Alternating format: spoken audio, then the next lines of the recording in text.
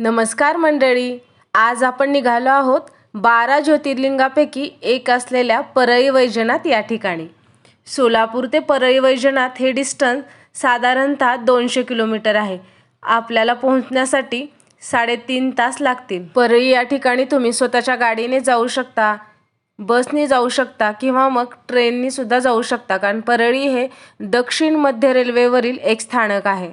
सोलापूर मार्गे जर तुम्हाला जायचे असेल तर सोलापूर, लातूर, परळी हा अतिशय चांगला रस्ता आहे। आम्ही त्याच रोडनी प्रवास केलेला आहे। मंदिराच्या अगदी पायथ्यापर्यंत आपली गाडी जाते। या ठिकाणी गाडीच्या पार्किंगची व्यवस्था आहे। या ठिकाणीच आम्ही आमची गाडी पार्क केलेली आहे आणि आता आपण मेन मंदिरामध्ये दर्शनासाठी जाणार आहोत। आपण ज्या ठिकाणी गाडी पार्क करतो त्या ठिकाणी सुद्धा एक प्रवेशद्वार आहे, तिथून सुद्धा आपण मंदिरामध्ये प्रवेश करू शकतो। हे आहे मंदिराचं मुख्य प्रवेशद्वार। लांब सडक पायऱ्या, भव्य दरवाजा लक्ष वेधून घेतात। निघालो आहोत मेन मंदिरात दर्शन घेण्यासाठी। मुख्य दरवाजातून आतमध्ये प्रवेश केल्यानंतर हा खूप मोठा आवार आहे मंदिराचा। या ठिकाणी दर्शन रांगा आहेत। मेन मंदिरात एंट्री करतानाचा हा भव्य दरवाजा। हे मंदिर अति प्राचीन आहे। देवगिरीच्या यादवांच्या काळामध्ये बांधले गेले आहे असे मानले जाते। महाराणी अहिल्यादेवी होळकर यांनी या मंदिराचा जीर्णोद्धार केला आहे। भव्य अशा या प्राचीन मंदिरात प्रवेश केल्यानंतर आतमध्ये आहे मोठा असा सभामंडप। आतमधील भव्य अशा सभामंडपावर सुंदर असं नक्षीकाम केलेलं आहे आणि आकर्षक रंगकाम केलेलं आहे। महादेवांचं मंदिर म्हटलं की नंदी आलेच। या ठिकाणी 3 नंदी आहेत। यांचं दर्शन घेऊनच मग मेन गाभाऱ्यामध्ये दर्शनासाठी आम्ही प्रवेश केला। सभामंडपामधून सुद्धा आपण गाभाऱ्यामध्ये देवाचं दर्शन घेऊ शकतो।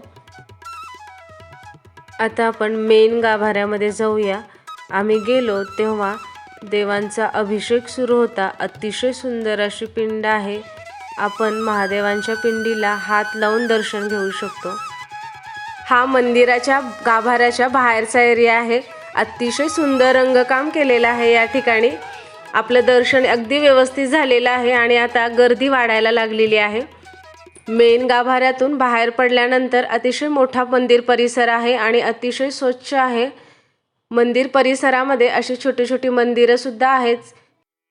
पहाटे 5 ते संध्याकाळी 9 वाजेपर्यंत मंदिर भाविकांसाठी खुले असते। प्रभावी वास्तुकला, समृद्ध इतिहास आणि धार्मिक महत्त्व असलेलं हे मंदिर अतिशय सुंदर आहे।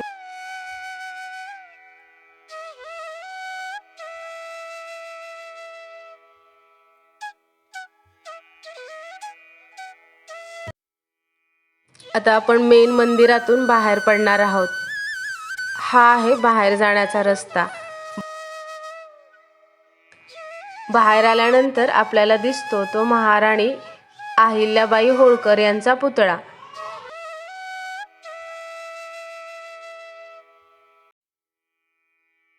मंदिराच्या मुख्य दरवाजातून बाहेर पडलं की आहे श्री वक्रेश्वर मंदिर। या ठिकाणी सुद्धा जाऊन आम्ही दर्शन घेतलेलं आहे।